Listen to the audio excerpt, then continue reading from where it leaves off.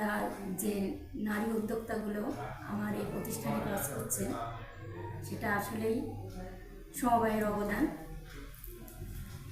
আমরা প্রথমেই দরিদ্র নারীদেরকে নিয়ে আমি শুরুতেই কাজ করি, কিন্তু আমাদের একটা কুমারখালী উপজেলা জায়গার অর্থায়নে একটা ট্রেনিং আসে। সেই ট্রেনিংটা আসার পরে আমরা এখানে সিদ্ধান্ত নিলাম এবং চিন্তা ভাবনা করলাম মহিলা বিষয়ক অফিসারের সঙ্গে এবং সমবায় অফিসার ছিল তাদের সঙ্গে আলোচনা করে যে আমরা কোন প্রোডাক্টটার উপরে আমরা ট্রেনিং করে দিই, আমরা নারীদেরকে নিয়ে প্রতিষ্ঠান করতে সঞ্চয় যোগাতাম। তখন থেকেই আমাদের চিন্তা ছিল আমরা একটা ভালো ট্রেনিং করে আমরা একটা ভালো একটা প্রতিষ্ঠান তৈরি করব। আর তারপরে আমরা সবচেয়ে বড় কথা যে আমরা নারীদের সুরক্ষার জন্য কাজ করার জন্যই আমরা মূলত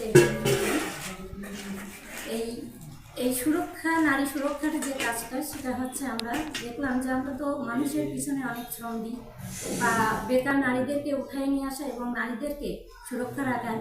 একটাই উপায়, সেটা হচ্ছে আমরা ইচ্ছে স্যানিটারি নামে যে প্যাডটা তৈরি করছি। এই প্যাডের মাধ্যম দিয়ে আমরা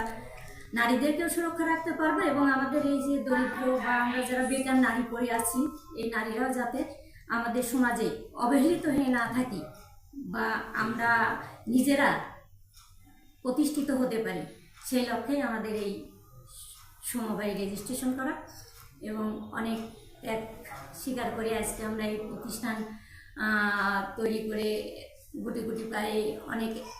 দূর আগায় গেছি। আমরা এখন আমাদের পণ্য বাংলাদেশের 4টে জেলায় যাচ্ছে, যেটা কক্সবাজার, ফরিদপুর,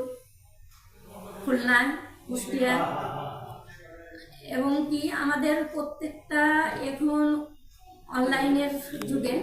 প্রত্যেকটা জায়গায় আমাদের পণ্যের একটা চাহিদা আমি দেখতে পাচ্ছি। যাতে আমরা এই ইচ্ছে মহিলা সমবায় সমিতি, যেটা সমবায়ের মাধ্যম দিয়ে আমরা এটা প্রতিষ্ঠিত করতে পেরেছি। আমি চাই আমাদের সমবায় পুরো বাংলাদেশে যে সমবায় সমিতিগুলো আছে বা সমবায় আছে